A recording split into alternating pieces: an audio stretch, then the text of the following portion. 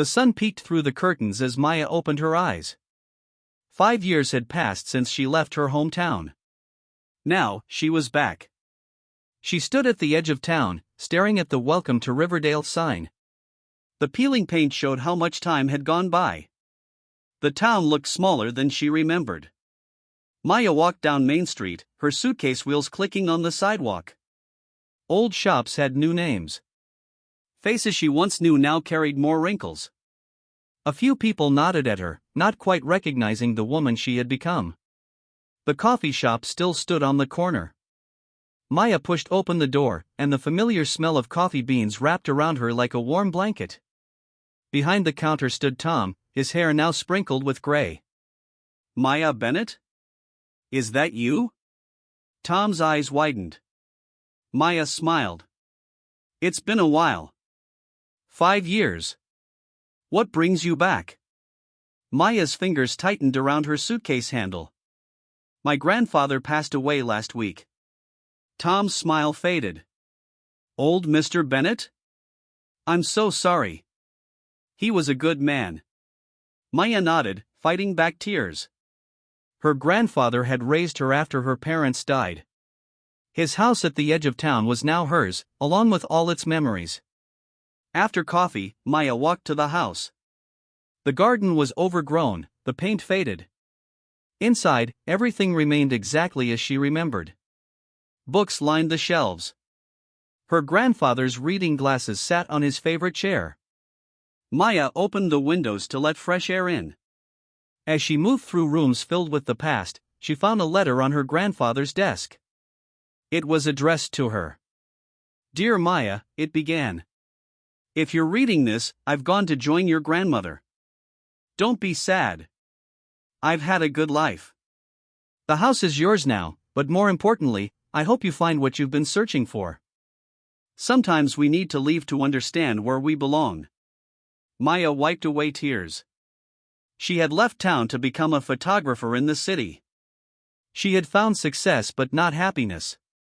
A knock on the door interrupted her thoughts. When she opened it, she found James Henderson standing there.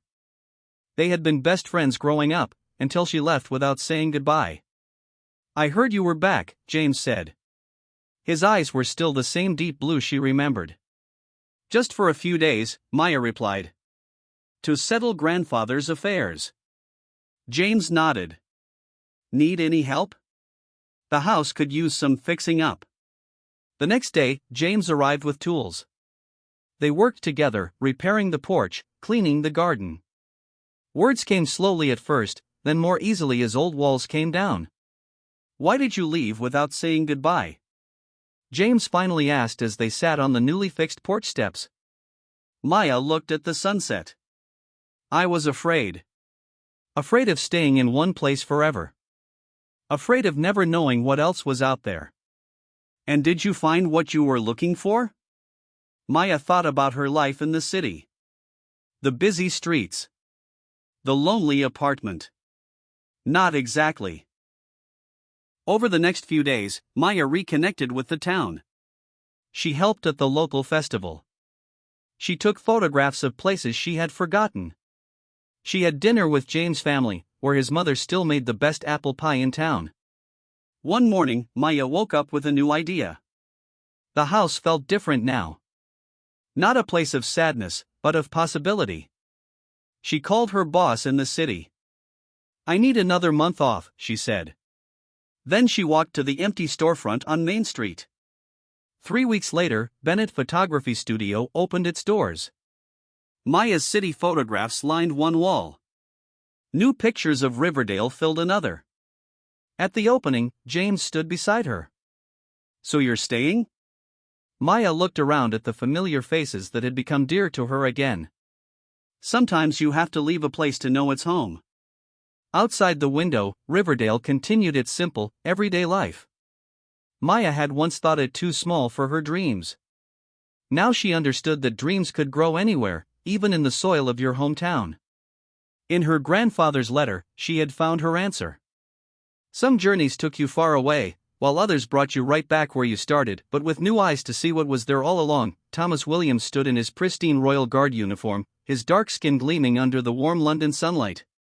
Growing up in a modest neighborhood in Birmingham, he had always dreamed of serving the crown with honor and distinction. His journey hadn't been easy. Years of hard work, discipline, and determination had brought him to this moment, standing guard at the iconic Buckingham Palace. The morning was bustling with tourists from around the world. Cameras clicked, children pointed, and tour guides spoke in hushed tones about the history of the Royal Guards. Thomas remained perfectly still, his posture straight and unwavering. To the casual observer, he might have looked like a statue, but beneath that calm exterior, a lifetime of experiences churned. As a young boy, Thomas had faced numerous challenges. His parents, both hard-working immigrants, had instilled in him the values of respect, education, and perseverance. They had taught him that success comes not from anger, but from proving oneself through action and character. Every morning before school, his father would tell him, "Hold your head high, son. Your dignity is your greatest strength." Thomas remembered the early days of his military training. He wasn't just fighting to become a Royal Guard, he was fighting against the stereotypes and prejudices that had followed him throughout his life. When others doubted him, he worked harder. When doors seemed closed, he found ways to open them through sheer determination. The summer heat was intense, but Thomas showed no sign of discomfort. His uniform, crisp and perfectly pressed, reflected not just the regiment's standards, but his own personal commitment to excellence. Each button polished, each crease precise. These were his silent statements of pride and professionalism. Tourists began to gather closer, their voices creating a constant background hum. Some looked with admiration, others with curiosity. Thomas knew the power of his position. He wasn't just a guard, but a symbol of British tradition and discipline. His dark skin and confident stance challenged old notions of what a Royal Guardsman should look like. A group of loud tourists moved closer, their conversations growing more animated. Thomas could sense a change in the atmosphere. Something was brewing. Years of training had given him an almost instinctive ability to read people and situations. He remained motionless, eyes fixed forward, embodying the very essence of discipline. The sounds around him seemed to fade. Thomas thought about his journey, the countless nights of study, the rigorous physical training, the moments of self-doubt he had overcome. He wasn't just representing the royal institution, he was representing every young person who had been told they couldn't achieve their dreams. His mother's words echoed in his mind, "Your uniform is more than cloth and metal. It's a testament to your character." Thomas understood this deeply. Each moment he stood guard was a moment of quiet rebellion against those who would underestimate him. The tourists continued to move around him, taking photographs, whispering, pointing. But Thomas remained a pillar of strength and composure. He knew that his true power lay not in words, but in his unwavering presence. Every second he stood there was a statement, a declaration of his worth, his dignity, his right to be exactly where he was. Little did Thomas know that this ordinary summer day would become extraordinary. The moments about to unfold would test everything he believed about respect, honor, and human dignity. His life was about to change in ways he could never have anticipated. As the morning wore on, the energy around Buckingham Palace began to shift. Thomas remained alert, his senses keen, his posture perfect. Whatever was coming, he was ready to face it with the same grace and strength that had brought him to this moment. The Royal Guard stood a beacon of discipline, a symbol of resilience, a testament to the power of dreams and determination. The tension around Buckingham Palace began to simmer like a pot ready to boil. Robert Hastings, a middle-aged tourist with a reddened face and an aggressive demeanor, stood near Thomas's position. His group of companions seemed increasingly uncomfortable with his growing hostility. Thomas remained perfectly still, but his senses were razor-sharp. Years of military training had taught him to read people, to understand the subtle shifts in human behavior that could signal potential trouble. He could feel Hastings's eyes boring into him, searching for a reaction. Hastings wasn't trying to be subtle. His comments started as low mumbles, gradually increasing in volume and intensity. "Look at him," he muttered to his friend, "standing there like he owns the place." The underlying tone was thick with racial prejudice, each word carefully chosen to provoke a response. Other tourists began to notice. Some looked uncomfortable, shifting their weight from one foot to another.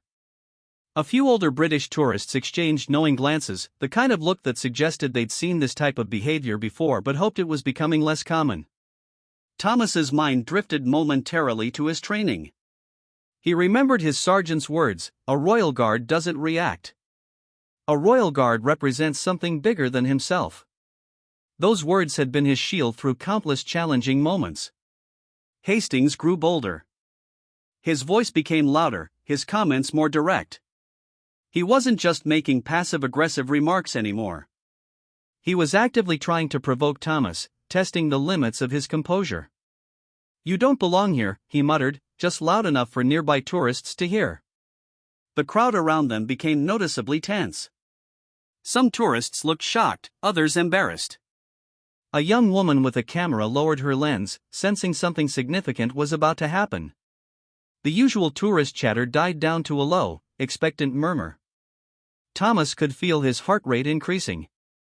Years of experiencing subtle and not-so-subtle racism had prepared him for moments like these. But today felt different. Today, something inside him was reaching a breaking point. Hastings took a step closer. The unwritten rules of personal space meant nothing to him now. He was deliberately invading Thomas's area, challenging him physically and mentally. His body language screamed confrontation, chest puffed out, chin thrust forward, eyes filled with calculated aggression. Around them, the world seemed to slow down. Tourists stopped moving. The usual background noise of cameras clicking and tour guides speaking faded into a near silence. Everyone was watching, waiting to see what would happen next. Thomas understood the power of this moment. He wasn't just representing himself. He was representing every person who had ever been marginalized, every individual who had been told they didn't belong. His response would matter not just for him, but for everyone watching. The summer heat felt suffocating. Sweat began to form on Hastings's forehead, a mixture of anger and anticipation. He was close now, so close that Thomas could smell his cologne, could see the tiny beads of perspiration forming on his skin. One more comment. One more step. The line between professional composure and human reaction was becoming dangerously thin. Thomas took a silent, deep breath. Everything he had learned, everything he had worked for, was about to be tested in this single moment. The Royal Guard stood a symbol of discipline, facing a direct challenge to his dignity. The world held its breath, waiting. The moment hung suspended in time, charged with electricity and unspoken tension. Thomas Williams, the Royal Guardsman, had reached a point where silence was no longer an option. Years of enduring subtle and overt racism had accumulated like layers of invisible armor, now ready to transform into something powerful. Robert Hastings continued his verbal assault, believing his words would break Thomas's composure. He didn't understand that true strength wasn't about physical reaction, but about dignity and self-respect. Thomas's voice, when it came, was unexpected. Calm. Measured. Powerful. "Sir," he said, each word carefully chosen, "your words do not define me. My service, my honor, and my character speak louder than your ignorance." The crowd around them froze. Tourists who had been casually taking photographs now stood completely still, their cameras suspended mid-shot. Hastings, who had been expecting a different response, seemed momentarily stunned. The senior officer nearby watched the interaction, his experienced eyes recognizing something extraordinary was happening. This wasn't just a confrontation, this was a statement about dignity, respect, and professional conduct. Thomas's response was a masterclass in handling provocation. He hadn't raised a hand. He hadn't shouted. Instead, he had dismantled Hastings's aggression with words that carried more weight than any physical confrontation could. Hastings stammered, his aggressive posture suddenly deflating. The crowd began to murmur. Not with tension, but with a growing sense of respect for the guardsman's remarkable composure. A young woman named Elizabeth Cooper, a journalist who had been capturing tourist scenes, realized she was witnessing something significant. Her camera continued to capture the moment, knowing this could be more than just a random incident. The Royal Guard's response challenged every stereotype. Thomas wasn't just defending himself, he was representing something much larger. He was showing that true strength comes from understanding, not aggression.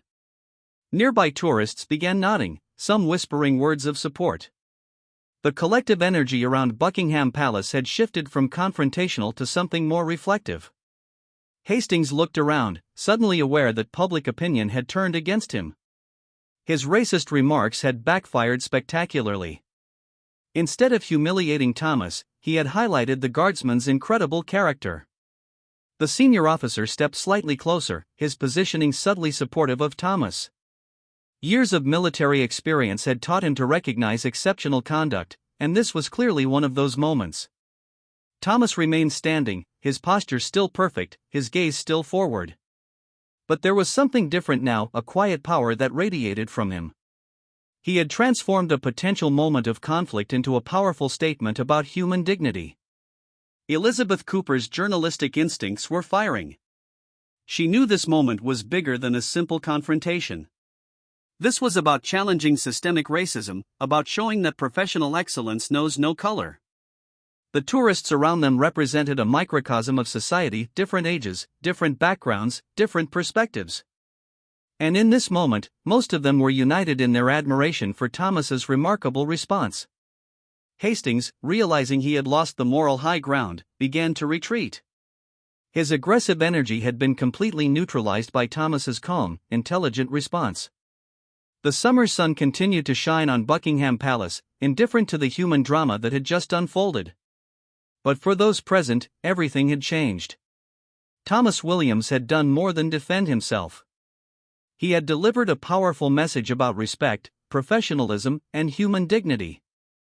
His response would be remembered long after this moment had passed. The Royal Guard stood unchanged in his external composure, but internally transformed by a moment that would define his entire career. The aftermath of Thomas Williams's remarkable response rippled through the crowd like a stone dropped into a calm pond.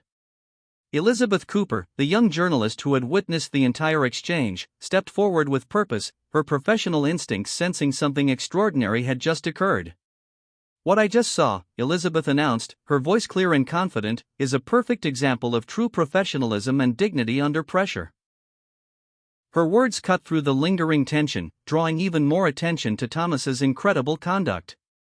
Tourists began to murmur in agreement. People from different backgrounds, British, American, European, started nodding, their collective consciousness recognizing something profound had just happened. Robert Hastings, the racist tourist who had initiated the confrontation, now stood isolated and uncomfortable. The senior officer who had been observing the interaction approached Thomas with measured steps. "Williams," he said quietly, his voice filled with a mixture of pride and respect, "your conduct today is precisely what we expect from the Royal Guard. You've demonstrated exceptional character." Thomas felt a complex wave of emotions washing over him. Years of silent endurance, of proving himself in a system that had often seemed designed to push him out, had culminated in this moment of personal triumph. He hadn't fought with fists or aggression, but with words and an unbreakable sense of self-respect. Cameras began appearing, journalists sensing a powerful story unfolding right there on the palace grounds. Elizabeth Cooper was already typing notes on her smartphone, capturing the details of an incident that would soon become more than just a local event. Tourists started taking photographs, not of the palace or the guards, but of Thomas. His dignified stance, his calm demeanor, had transformed him from a background figure to a central character in a story about human resilience. The senior officer continued to stand nearby, his presence a silent endorsement of Thomas's actions. Other royal guards exchanged glances, a subtle acknowledgement of the extraordinary moment they were witnessing. Elizabeth approached Thomas, her professional demeanor balanced with genuine admiration. "Would you be willing to share your perspective?" she asked, her notebook ready. Thomas, maintaining his professional composure, gave a slight nod. Hastings, realizing he was now the villain of this unfolding narrative, tried to slip away. But the crowd, energized by Thomas's response, seemed to collectively block his path. His attempt to escape only highlighted his cowardice. The palace grounds, usually a place of strict protocol and traditional pageantry, had become a stage for a powerful demonstration of modern values. Thomas represented something more than just a royal guard, he was a symbol of resilience, dignity, and quiet strength. News crews began arriving, their satellite trucks quickly setting up. What had started as a typical tourist morning was transforming into a national conversation about racism, respect, and professional conduct. The senior officer placed a supportive hand on Thomas's shoulder, a gesture that spoke volumes about institutional support in changing attitudes.